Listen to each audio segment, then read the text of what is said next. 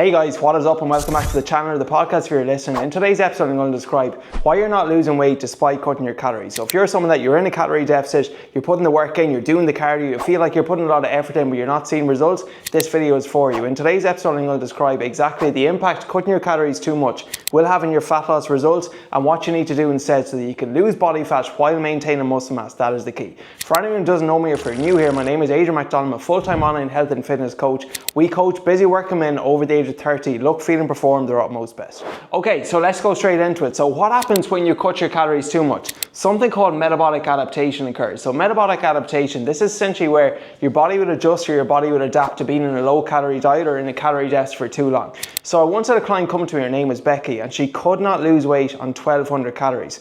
Now when a lot of people claim to be eating 1200 calories, they're actually eating like 2100 calories, just they're underreporting. But with Becky, she kept a food diary, she was logging on MyFitnessPal, and just to make sure everything was adding up, I even got her to send me on pictures of her food, pictures of her meal. Everything added up, okay? So she could not lose weight on 1200 calories. However, I investigated the process a bit more and I realized that Becky was at 1200 calories for 2 years. Okay, 2 full years she was there. So yes, it's true you need to be in a calorie deficit to lose body fat, but if you stay in a calorie deficit for too long without adjusting your calories, without making any changes at all, this is where essentially metabolic slowdown and metabolic adaptation can occur, where essentially your body will adjust to being in a low calorie diet, okay? So what you will notice is that when you reduce your caloric intake, you're also going to reduce your NEAT. So your NEAT stands for non-exercise activity thermogenesis. And did you know that NEAT can account for anywhere up to 20% of the calories you burn on a daily basis, potentially even more. So what I found myself is that when I reduced my calories, when I was doing a photo shoot a few years ago, the remote, I remember the remote fell on the floor and I could not have been bothered to literally get up off my ass, go walk 4 feet, get the remote and sit back down. And there's some of the changes that you will notice when you're in a calorie deficit, that your desire, your almost willingness to move, it will dramatically decrease. This why as well, it's very, very important that if you are in a calorie deficit, you want to lose weight, you keep a step tracker, you keep count of your steps. This is super important because you want to make sure that you increase or you maintain your activity when you're in a calorie deficit. But if you cut your calories too much, again, your energy, your expenditure, it's dramatically going to lower. And the reason being is because your body just wants you to survive. Okay, so if you're like giving your body just a few or a small amount of calories, your bodies want to conserve as much energy as possible, okay? And this is fine up until a point, but when you go too extreme with this is going to result in a reduction in energy, a reduction in strength, and just a reduction in your willingness and desire to move. Okay, so metabolic adaptation can occur if you eat less and you cut your calories too much.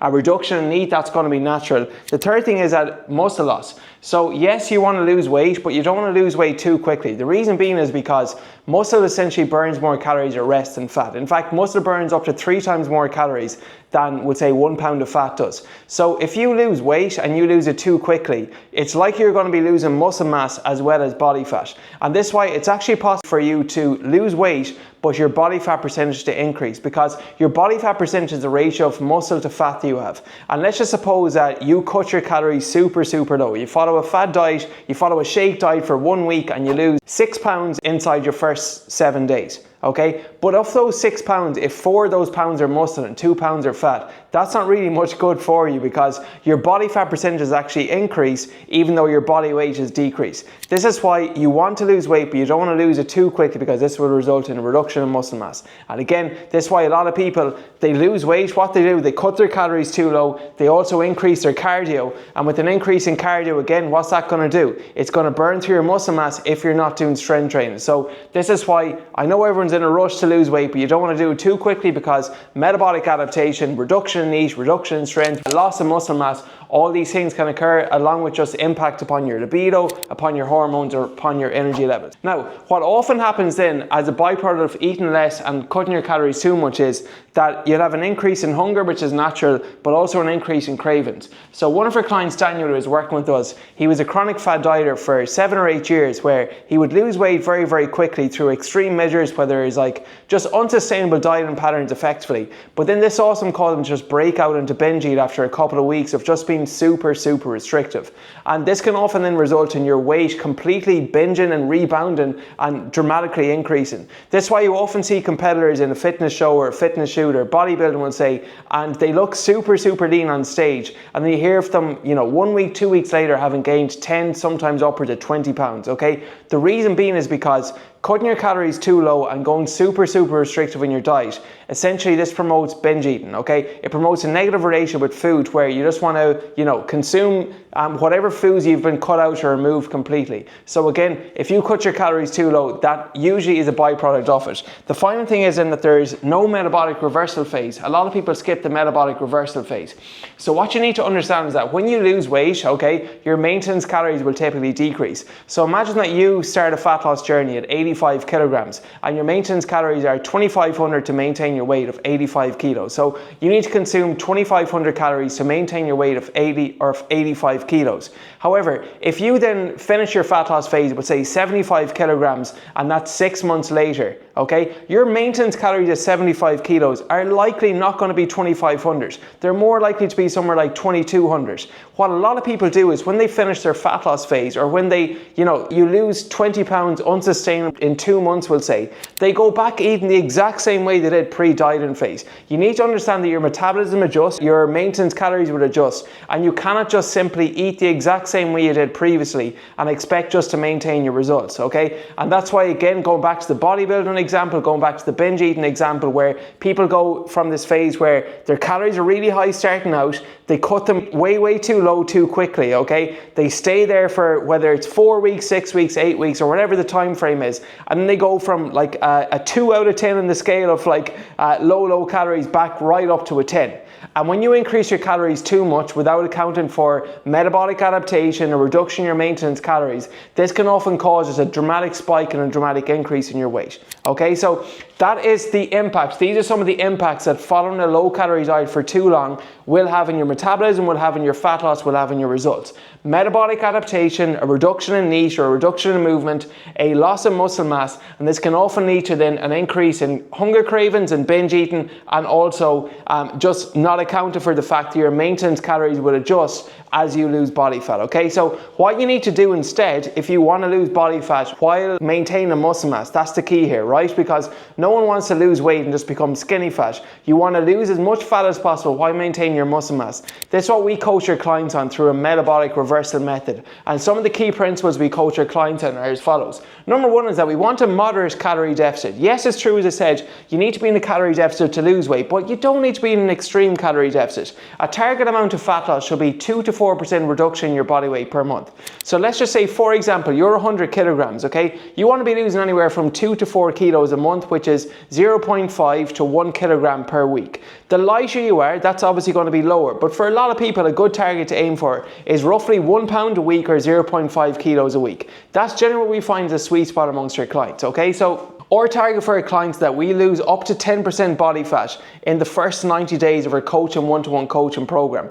And that's a very sustainable but steady rate of fat loss. So imagine that you start your journey at 100 kilos, okay? Would you take it or not that 3 months, 90 days later, you go from 100 to 90 kilos? That is very possible, okay? That's not an extreme approach, and that's a more sustainable approach. So usually what you recommend when it comes to a calorie deficit is maybe like a 20 to 30% calorie deficit. Usually 20% is the sweet spot, okay? And then you just make adjustments based off this, okay? If you're not losing weight quickly enough, well then, are you counting your calories properly? That's a story for a different day. Are you actually accounting for your activity? Has your NEAT level dropped too much? Are you not doing your steps? We need to take into consideration a lot of factors here.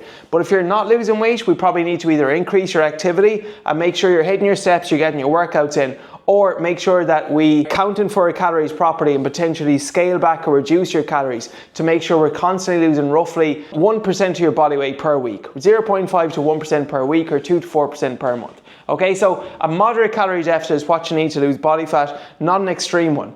Pillar number 2 then is going to be that, okay, if we have a moderate calorie deficit, what we want to do is we want to increase our protein intake as a percentage of our daily calories. The reason this is important is because protein is essentially, first of all, protein burns more calories when you consume it or when you digest it than any other macronutrient. So for example, protein will burn anywhere from 20 to 30% of your calories in digestion. So you might often find that, let's just say you eat a steak or you eat a piece of meat, your body temperature might increase because your body is actually working harder to digest and to break down that protein.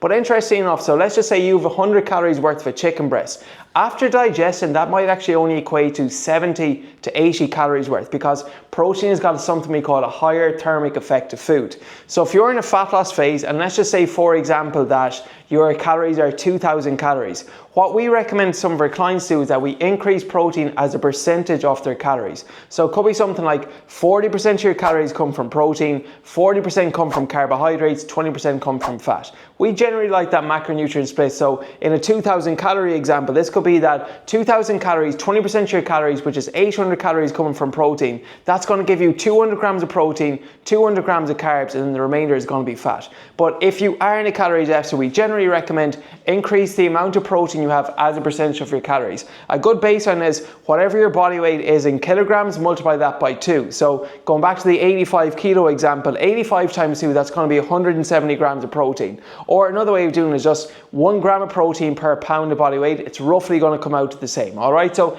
increase the amount of protein because this is going to preserve muscle mass, it's going to help keep you fuller for longer, and it's got a higher thermic effect of food. Again, preserving muscle mass is key here, which brings us on to, I'll actually skip number 3, I'll go on to number 3, I'll go on to 4 afterwards. So what we like to do with our clients is implement our high-low carb cycling method. So when you're working out, when you're going to the gym, your body's preferred form of energy is always going to be stored carbohydrate, okay? So carbohydrates will give your body energy for these intensive workouts. And when you think about it, when you're cutting weight, what do we want to do? It's probably going to be hard for you to build muscle unless you're a beginner, you're starting out, but it's certainly possible for you to maintain muscle. So to maintain muscle, you need to be strength training in the gym. What gives your body fuel and energy for the strength training is primarily fueled by stored glycogen, which is carbohydrates. Therefore, what we like to do with our clients is we use our high-low method, where we adjust our clients' carbohydrates based on their activity levels. So for example, imagine you work out 4 days a week. You train Monday, Tuesday, Thursday, Friday, and then your off days, your active recovery days, where you might just focus on steps and your nutrition, are Wednesday, Saturday, and Sunday. What we might do with our clients is that on Monday, Tuesday, Thursday, Friday, the 4 training days, we increase their carbohydrates by maybe 50 grams, which is roughly 200 calories. That's essentially where those extra carbohydrates are going to give our clients more energy, or you more energy for your workout, okay? And then the harder you're able to push in your workout, the better you're going to be able to maintain your strength, maintain your numbers, and maintain your muscle mass in your fat loss phase. So that is why I'm a big fan of using the carb cycling high-low approach, where you cycle your carbohydrates based on your activity levels. And then this leads on to number 4. So how do we prevent muscular loss? We do strength training. So I know a lot of people online, they say you should never do cardio, you just need to do weights. I don't have that opinion at all. I'm what I class myself as a hybrid athlete. I like to run, I like to lift simultaneously. So I'm not one of these guys that said, I'm anti-running, because respectfully, a lot of bodybuilders, they might look very strong, look very fit, but if you ask them to run up a flight of stairs or carrying the groceries from the supermarket, they're panting, they're out of breath. So I think there's a big difference between looking fit and being fit. However, with all of that being said, for the purpose of this video, that we want to lose body fat while maintaining your muscle mass, again, that is the key. You want to make sure you're strength training, okay? Strength is essentially going to preserve your muscle mass and make sure that you don't turn out to be skinny fat. So how many hours or how often should you strength train? So the research indicates to maintain your muscle mass and to build muscle, it's 2 completely different things. But generally what I recommend is at least 10 working sets per body part per week, which roughly means you need to train each body part twice per week, because it's very hard to fit all of that in one session. So what I usually recommend our clients that we give me at least 3 hours a week where you can strength train. That could be 4 45-minute sessions, that could be 3 1-hour sessions, but minimum 3, and I think 4 for a lot of people is a sweet spot. So if you can give me 3 to 4 sessions a week, that typically does work well. Now, where does cardio come into this? So I'm not saying you should eliminate cardio, but for the purpose of fat loss while maintaining your muscle mass, I think at least a 2 to 1 and potentially even a 3 to 1 ratio of weights to cardio would work well for a lot of people. So let's just say, for example, if we go with the 3 to 1 ratio, and you can can work out 4 hours per week. That might look something like, okay, strength train for 3 hours over the course of the week and then 1 hour of cardio, okay? That's a good way to maintain your cardiovascular fitness, but also to make sure that you're maintaining your muscle mass and you essentially have more shape, you have more tone, and you start looking better,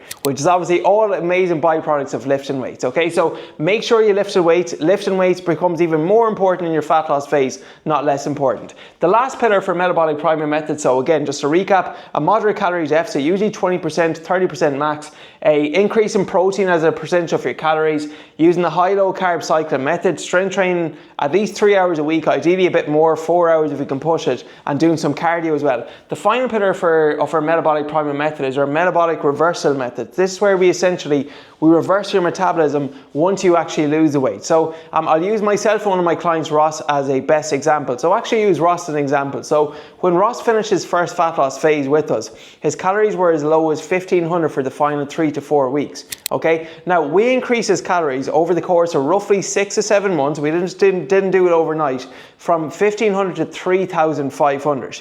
Ross was able to increase his calories by 2,000 with a very, very minimal increase in body weight and also in body fat. So imagine you can increase your calories by up to 2,000. That's what we did, with a very, very minimal increase in body weight and body fat. Okay, then what's interesting was, the first time Ross did his cut with us, because he hadn't a whole lot of experience cutting weight, strength training, he was doing way too much cardio. The second time Ross did a cut with us, we essentially were able to do a cut where he was essentially just eating 2,500 calories a day. Eating 2,500 calories a day, and he's dropping body fat. So let me ask you this question. Is it easier for you to lose body fat while consuming 2,500 calories or 1,500 calories? Obviously the answer is going to be 2,500 calories. Okay, so this is why there's so much value in reversing your metabolism after you lose weight, so you don't essentially gain the weight back too quickly, and you put your metabolism, you put your body in a good position. So essentially how our metabolic reversal method works, and I'll use myself as an example too, when I finished my photo shoot, again, I was at 1,500 calories for the final 2 weeks. I really pushed myself hard. 12 weeks later, I increased my calories from 1,500 to 2,900, which is an increase of 1,400 calories, and I did not gain any weight at all. In fact, I remember I lost a small bit of weight come the end. That was because I had an increase in expenditure, okay? I didn't just increase my calories by 1,400 1 week, I did it slowly and systematically, okay? And I gave my body a chance and my metabolism a chance to essentially adjust from being in the calorie deficit. So how our metabolic reversal method works is, essentially, once you reach your ideal body composition, so let's just say that you're 85 and you want to get to 75 kilos. Once you get to 75 kilos, imagine you finish 75 kilos at, let's just say for argument's sake, you finish there at 1,800 calories. We don't just go from 1,800 to 3,000 calories overnight. That could be an end goal for us, but we might start out and say, okay, so Adrian, you're here at 1,800 calories. Week 1 after your fat loss phase, we're going to increase your calories from 1,800 to 2,000 just to wash off some fatigue, give your body a chance to recover. And then every single week will get you to weigh in, okay, so we can look at your body weight. We'll get you to upload pictures so we can look at your physique. And we'll also make sure you're tracking your lifts so we can look at your numbers, tracking your steps so we can make sure your activity levels are quite good. And based off those results then, based on how you look, how you feel, how you perform, we will systematically increase your calories over time. So let's just say we go to 2,000 calories at the end of your first week, scale weight stays the same. Okay, well let's push this to 2,100. Then you might encounter, maybe 0.3 increase the following week, which is absolutely fine. Let's go to 2,200. And we keep doing that to a point up until where you essentially reach your ideal body composition, your ideal body weight, and you're able to get back to your maintenance calories as quickly as possible. This is essentially where, this is a really, really good way that when you finish your fat loss phase, okay, you want to take it nice and steady, you want to take it nice and slow, and do not dramatically increase your calories too quickly. Because often people say that, look, I work so hard to get lean, I don't want to lose this level of leanness straight away. And the reason a lot of people do that is because they don't understand how to reverse their metabolism after the fat loss phase. So that is exactly how you do it. You slowly and systematically increase your calories, and then you use outcome-based decision. What's the outcome? What's the scale say? How do I look at my pictures? How do I feel in the gym? How's my energy? And then based off those metrics, we adjust your calories accordingly to make sure we can continue making progress, okay? And that is essentially why, first of all, you're eating less and you're not losing weight. You've encountered metabolic adaptation, a reduction in NEAT, you have lost some muscle mass, you've probably binge ate because you're not able to sustain it, and then you do not understand how to reverse your metabolism, meaning that you yo-yo, you rebound too quickly. What you need to do instead, just to recap, is our metabolic priming method, which incorporates a moderate calorie deficit, 20% calorie deficit, maybe 30% if you want to push it. Protein intake, so a high amount of protein, roughly 2 grams per kilo of body weight, and a high percentage of protein coming from your calories. Number 3 is that we incorporate our high-low method, so you cycle your carbohydrates based on your activity, eat more carbohydrates in your training days, less on your rest days. Number 4 is that you strength train, ideally 3 to 4 hours a week, and also incorporate some cardio at a 2 to 1 or even 3 to 1 strength to cardio ratio. And number 5 is that you reverse your metabolism afterwards by slowly and systematically increasing your calories so you do not rebound and you do not regain the weight, okay? That is all for this week's episode. Whether you're watching this on YouTube or you're listening to the Lifestyle Lifter Show podcast, I really appreciate it. If you found this video helpful, please make sure you subscribe so you do not miss out on our uploads. And then if you want daily fitness content from me, my Instagram account, my handle is Adrian_MacLifestyleFitness. That is where I share daily fitness tips related to training, nutrition, and lifestyle, okay? If you're interested in, seeing the metabolic priming method in action